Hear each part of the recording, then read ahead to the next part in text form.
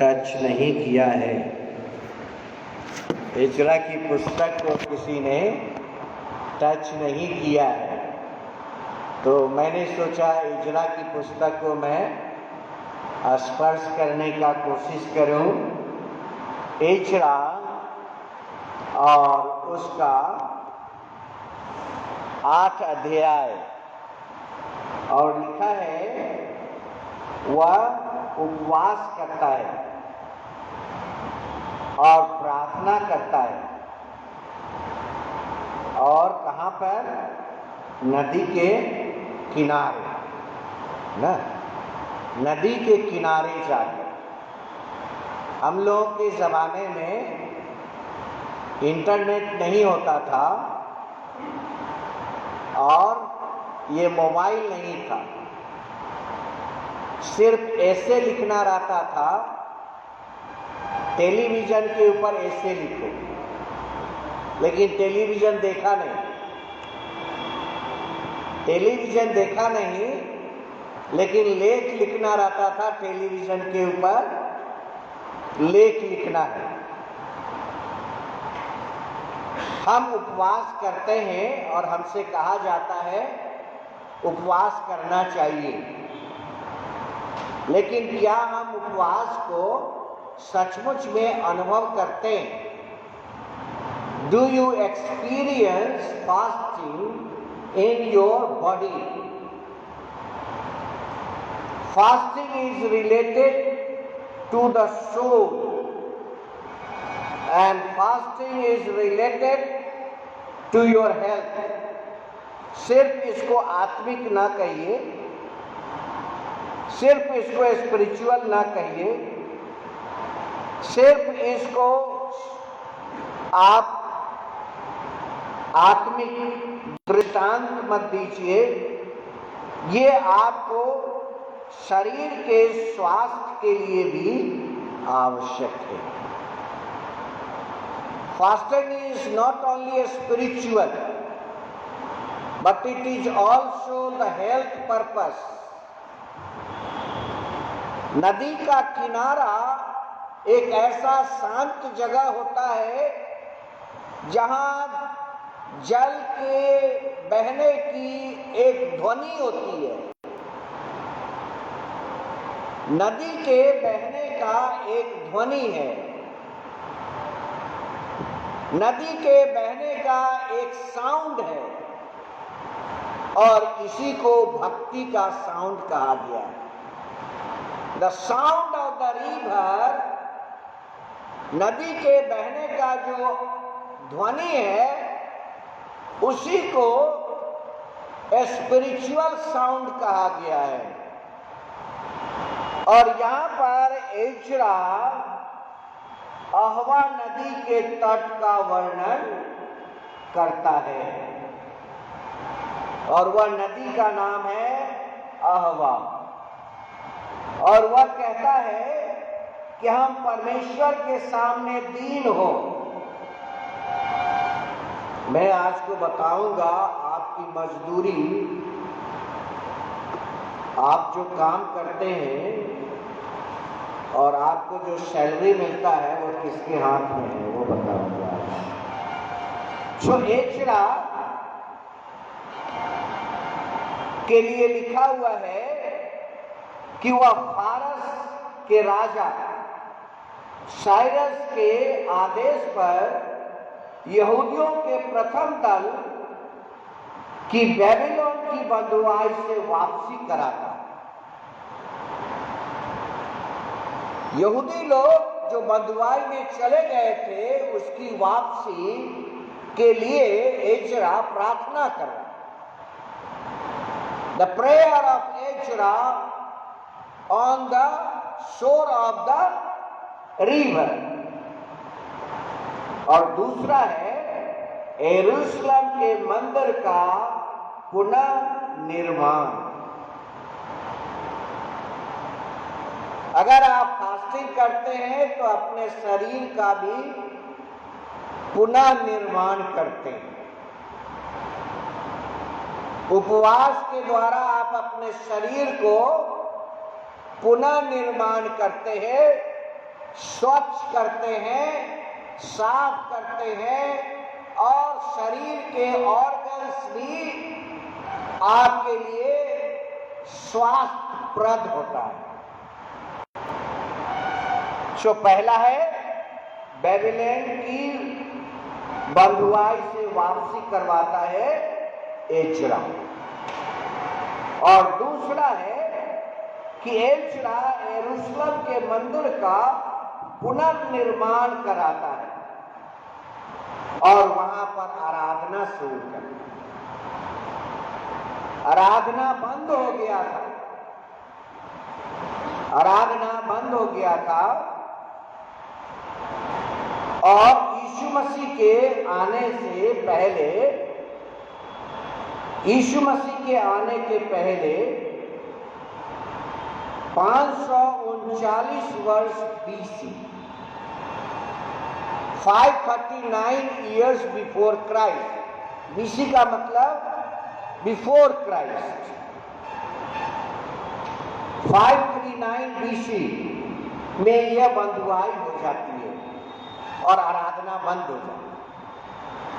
और यह आराधना जो प्रारंभ कराता है एजरा 587, एजरा उसका पहला अध्याय, पहला और दूसरा पद, 578 बीसी में वह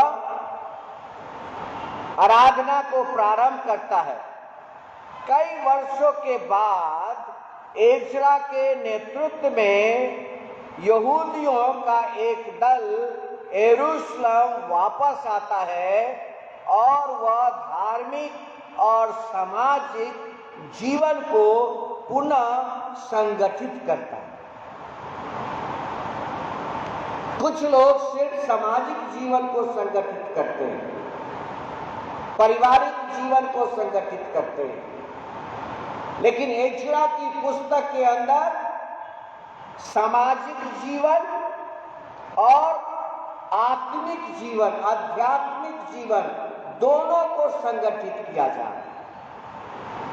सो मैंने आज एजरा की पुस्तक को इसलिए लिया हूं क्योंकि ले प्रीचर्स ने इस पुस्तक को शायद उतना महत्व से नहीं देख रहे। आवा नदी के तट पर उपवास का प्रचार, नदी के किनारे वह उपवास का प्रचार करता है। और क्या प्रचार करता है? और वह कहता है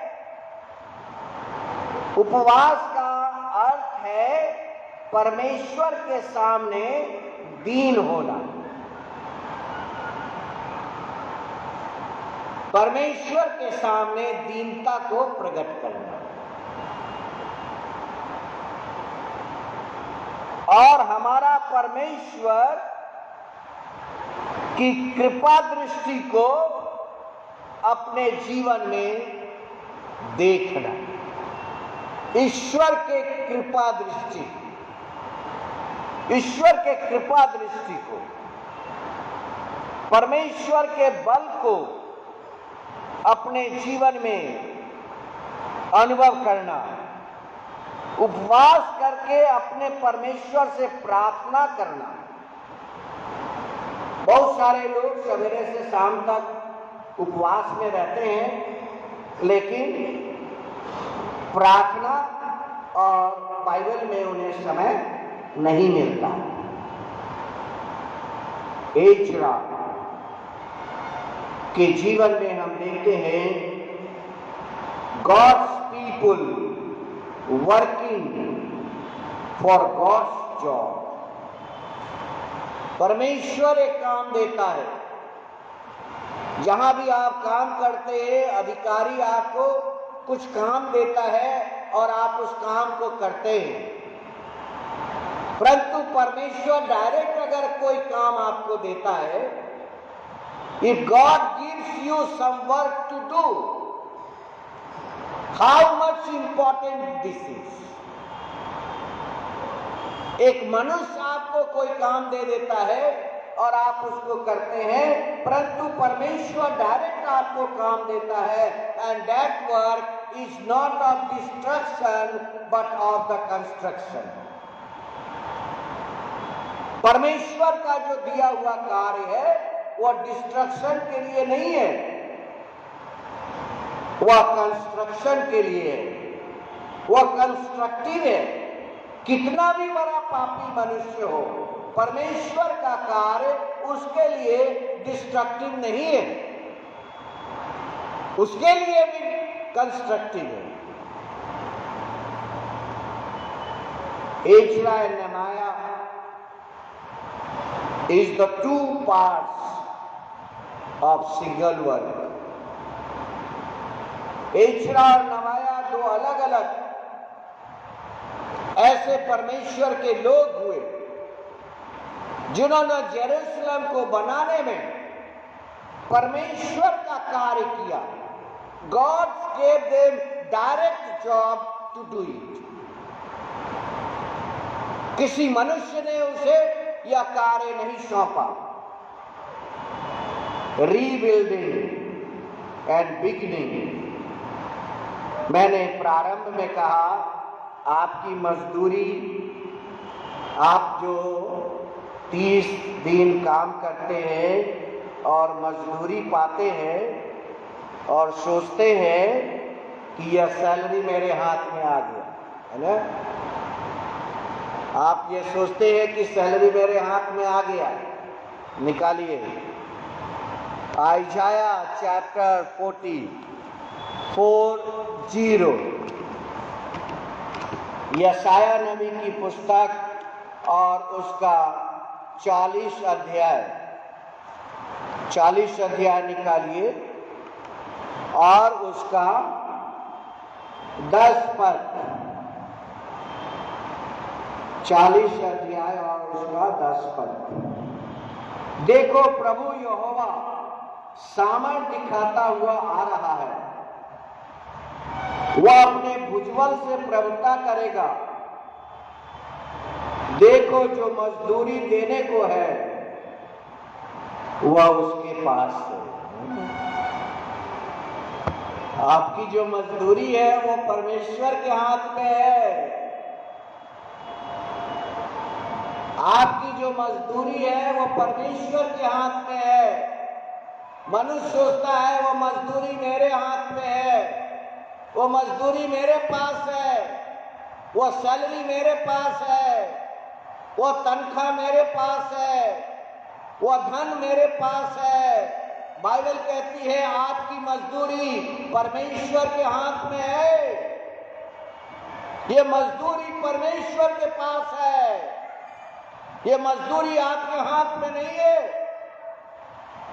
और इसीलिए बहुत सारे क्रिश्चियंस ऑर्गेनाइजेशन में 100% यह आज्ञा रहता है कि आप अपना दशमांश देंगे तभी आप उस चर्च के मेंबर हो सकते हैं।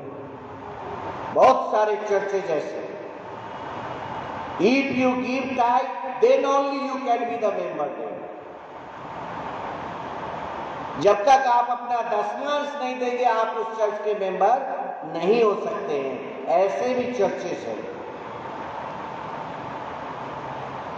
सेवन डे एडवेंटिस्ट में भी ये नियम है। प्रिय भाइयों बहनों, ये 30 दिन की मजदूरी आपके हाथ में नहीं है, ये ईश्वर के हाथ में है। आपकी मजदूरी परमेश्वर के हाथ में है। शाम 143 वर्षे, अपनी करुणा की बात मुझे शीघ्र सुना, क्योंकि मैंने तुझी पर भरोसा रखा है। जिस मार्ग से मुझे चलना है वह मुझे बता दे। किस रास्ते में हमें चलना है ये बहुत सारे लोग परमेश्वर से नहीं पूछते और अपने मन से रास्ता बना लेते हैं, अपने मन से रास्ता तैयार कर लेते हैं। लेकिन बाइबल कहती है कि मुझे किस रास्ते जाना है, मुझे किस रास्ते चलना है, मुझे किस रास्ते पे होना है, वो रास्ता हमको बतलाओ। आप अपना रास्ता अपने ढूंढ लेते हैं, आप अपना रास्ता अपने बना लेते हैं। क्या कभी परमेश्वर से पूछा है कि हमें किस रास्ते पर चलना है? हे परमेश्वर, हमको बतलाइए। जिस मार्ग पर मुझे चलना है वह मुझे बता दे, क्योंकि मैं अपना मन तेरी ओर लगाता हूं। परमेश्वर, हम कहां छिप सकते हैं? हम कहां छिप सकते हैं? 9 पद में लिखा है, हे यहोवा, मुझे शत्रुओं से बचा ले, मैं तेरी ही आड़ में आ छिपा हूं। परमेश्वर की आड़ में ही हम छिपकर अपना जीवन बचा लेते हैं। मुझे यह सिखा कि मैं तेरी इच्छा को पूरी करूं, क्योंकि मेरा परमेश्वर तू ही है। तेरा भला आत्मा मुझको धर्म के मार्ग में ले चल। धर्म के मार्ग में कौन ले जाता है? परमेश्वर की आत्मा।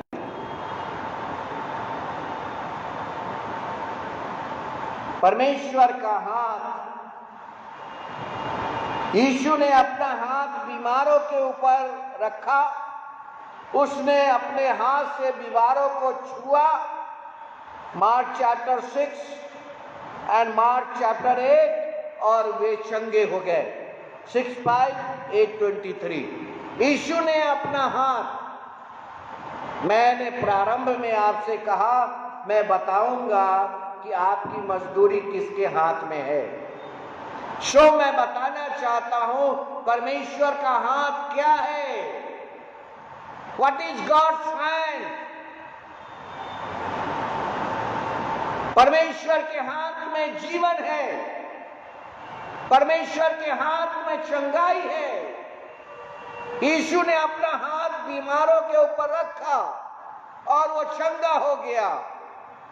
उसने अंधे के आंख को छुआ और वो चंगा हो गया। परमेश्वर के हाथ में सिर्फ आपकी मजदूरी नहीं है, परमेश्वर के हाथ में आपका जीवन छिपा हुआ है। परमेश्वर के हाथ में आपका चंगाई छिपा हुआ है। परमेश्वर के हाथ में आपकी दृष्टि छिपी हुई है। ईश्वर के हाथ के आशीर्वाद से ही आपके आंख में ज्योति है। आपके आंखों की ज्योति परमेश्वर की हाथ की ब्लेसिंग्स है। और इसीलिए मार्क 16:18 में लिखा है, He told his disciples that their hands should be used to heal the sick. मरकुस अगर आपके पास है तो आप निकाल लीजिए। और वहां पर लिखा हुआ है, यीशु ने अपने शागिर्दों से यह कहा, 17 से बोल रहा हूं, विश्वास करने वालों में ये चिन्ह होंगे। जो कोई भी यीशु मसीह में विश्वास करेगा, एक साधारण से साधारण क्रिश्चियन व्यक्ति, एक साधारण से साधारण मनुष्य जो यीशु मसीह में विश्वास कर लेगा, उसके लिए मरकुस 16 अध्याय में लिखा है, वो 17 पद में लिखा है कि विश्वास करने वालों में यह चिन्ह होगा, वे मेरे नाम से दुष्ट आत्मा निकालेंगे, नई नई भाषा बोलेंगे, सांपों को उठा लेंगे, और यदि वो प्राणनाशक वस्तु भी पी जाए तो भी उनकी कुछ हानि न होगी। वे बीमारों पर हाथ रखेंगे। कहाँ रखेंगे हाथ? बीमारों के ऊपर हाथ रखेंगे। ये कोई जरूरी नहीं है कि खूब बड़ा प्रचारक और पास्टर प्रार्थना करेगा तभी चंगाई हो जाएगी। ऐसी बात हम गलत सोचते हैं। एक कलीसिया का साधारण व्यक्ति यीशु मसीह के नाम से किसी पर हाथ रख के प्रार्थना करेगा और चंगाई होगी और चंगाई हो जाएगी। प्रिय भाइयों बहनों, परमेश्वर के हाथ में सिर्फ आपकी मजदूरी नहीं है, परमेश्वर के हाथ में आपका जीवन है। परमेश्वर के हाथ में आपका जीवन है, परमेश्वर के हाथ में आपका चंगाई है। और यीशु जाते जाते चेले को यही सिखाया, तुम्हारा जो हाथ है वह हाथ बीमारों के ऊपर रखना। तुम्हारा जो हाथ है वह बीमारों के ऊपर रखोगे और प्रार्थना करोगे तो बीमार चंगे हो जाएंगे। यीशु जाते जाते ये बातें अपने चेले से कह के गया। यीशु ने कहा, चेलों से कहा कि तुम अपने हाथ बीमारों पर रखना और वे चंगे हो जाएंगे और वे चंगे हो जाएंगे। एचरा वाज अ प्रीस्ट। एचरा एक याजक है, लेकिन साथ में लिखा है Ezra was a teacher. Ezra was not only priest, Ezra was a teacher। वह एक शिक्षक भी था और वह एक याजक भी था। हम नहीं जानते कि कल क्या होने वाला है। What will happen tomorrow, you do not know। आप नहीं जानते हैं कि कल क्या होने वाला है। आप भविष्य को प्रेडिक्ट नहीं कर सकते। God knows what is going to be happen tomorrow। परमेश्वर जानता है कल क्या होने वाला। Only God knows। Only परमेश्वर जानता है। God knows your future। Leave the future in God's hand। अगर परमेश्वर के हाथ में आपकी मजदूरी है, परमेश्वर के हाथ में आपका जीवन है, परमेश्वर के हाथ में अगर आपका चंगाई है, तो आप अपने भविष्य को भी परमेश्वर के हाथ में छोड़ दीजिए। लोग छोड़ना नहीं चाहते। परमेश्वर के हाथों में वो छोड़ना नहीं चाहते। वो सोचते हैं कि मैं अपने हाथों में भविष्य रखकर अच्छा कर सकता हूं। वो परमेश्वर के हाथों में छोड़ना नहीं चाहते। Dear brothers and sisters, time हो रहा है। Leave the future in God's hand because he knows what is best for you. परमेश्वर के हाथों में अपना जीवन दे दीजिए, क्योंकि वो आपके लिए गुड नहीं, बेस्ट करने वाला है। वो आपके जीवन के लिए बेस्ट करेगा। माँ बाप तो गुड करते हैं, परमेश्वर आपके लिए बेस्ट करता है। पेरेंट्स तो गुड ही कर सकते हैं, अपने बच्चों के लिए उससे ज्यादा नहीं कर सकते। कुछ बेस्ट करना परमेश्वर का काम। परमेश्वर का काम है बेस्ट करना। सो हम नहीं जानते कल क्या होने वाला है। Leave the future in God's hand because he knows what is best for you. क्योंकि वह जानता है कि आपके लिए सबसे अच्छा क्या है। अच्छा क्या है मैं नहीं कहता, सबसे अच्छा क्या है। शाम 144 में लिखा है, अपनी मुट्ठी खोल दे। शाम 145 145 अध्याय और 16 पर, तू अपनी मुट्ठी खोल। हमने अपनी मुट्ठी को बंद करके रखा है। हमने अपनी मुट्ठी को बंद करके रखा है। बहुत सारे लोग जहां दान भी देते हैं, अपने पॉकेट से जब नोट निकालते हैं तो देखते इसमें छोटा नोट कौन है, वो निकाल कर देना चाहते हैं और बड़ा नोट वापस अपना पॉकेट में रख लेते हैं, कहीं बड़ा नोट न चला जाए। मुट्ठी खोल, क्या लिखा है 16 पद में? अपनी मुट्ठी खोल। Psalm 145 वर्स 16, तू अपनी मुट्ठी खोलकर सब प्राणियों को आहार से तृप्त करता है। परमेश्वर आपके लिए अपना मुट्ठी खोल देता है और हम अपना मुट्ठी बंद किए हुए हैं। हम अपना मुट्ठी बंद किए हुए हैं। नोटों की गट्टी हमारे हाथ में, मुट्ठी में पड़ा हुआ है और हम खोलना नहीं चाहते, मुट्ठी को खोलना नहीं चाहते। परमेश्वर कहता है मुट्ठी खोल। परमेश्वर अपनी मुट्ठी तुम्हारे लिए खोलता है। हालेलुया।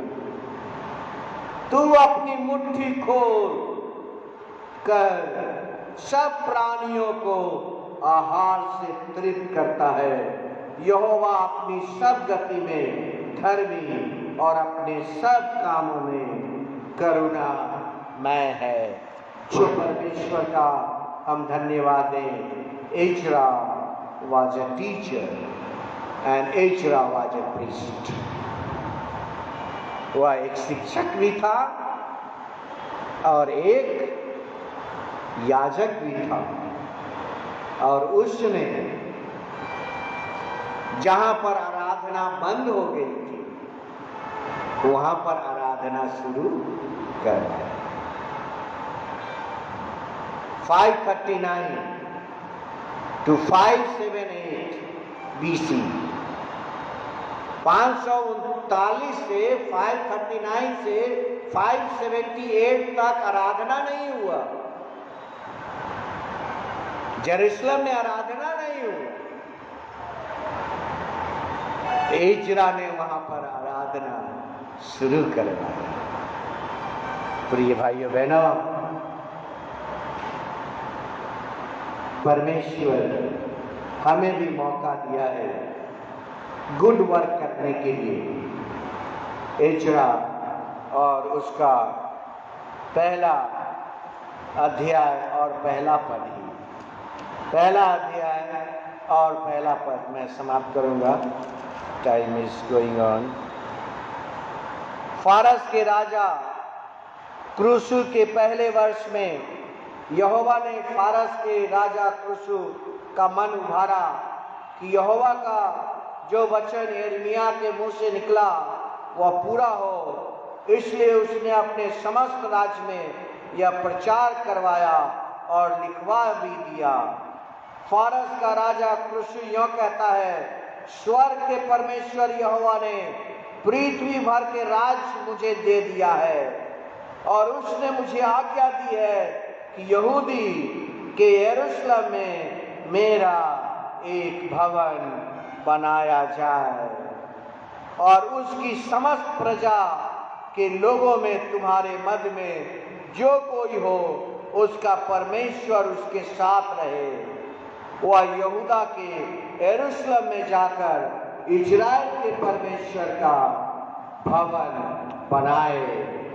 जो यरूशलेम में है वही परमेश्वर है। He is God। इस फारस देश का राजा एक्सेप्ट करता है, यरूशलेम का में जो रहता है वही संसार का परमेश्वर है, संसार का परमेश्वर है। आइए हम अपने जीवन में एजरा के जैसा कॉन्फिडेंस रखें, कॉन्फिडेंस लाइक एजरा। एजरा की तरह हम आराधना शुरू करवाने वाले लोग बने। Ezra was a man who started the prayer in Jerusalem. जो इतने सालों से प्रार्थना बंद हो गया था यरूशलेम में, उसको शुरू करवाया और उसने नदी के किनारे बैठकर उपवास किया और परमेश्वर के कार्य को पूरा किया। आइए हम भी ईश्वर के काम को पूरा करें। आपकी मजदूरी ईश्वर के हाथ में है, आपका जीवन परमेश्वर के हाथ में है, आपका चंगाई परमेश्वर के हाथ में है। आपको क्या करना है? आपको अपनी मुट्ठी को खोलना। परमेश्वर आपके लिए मुट्ठी खोलता है। भजन संहिता 145 से। God bless you my brothers and sisters. परमेश्वर जब आपको कोई काम देगा तो दुनिया का सबसे बड़ा वह काम होगा। अगर ईश्वर स्वयं आपको कोई काम देता है तो यह दुनिया का सबसे बड़ा काम। God bless you. परमेश्वर आपके साथ। प्रभु हम धन्यवाद करते हैं।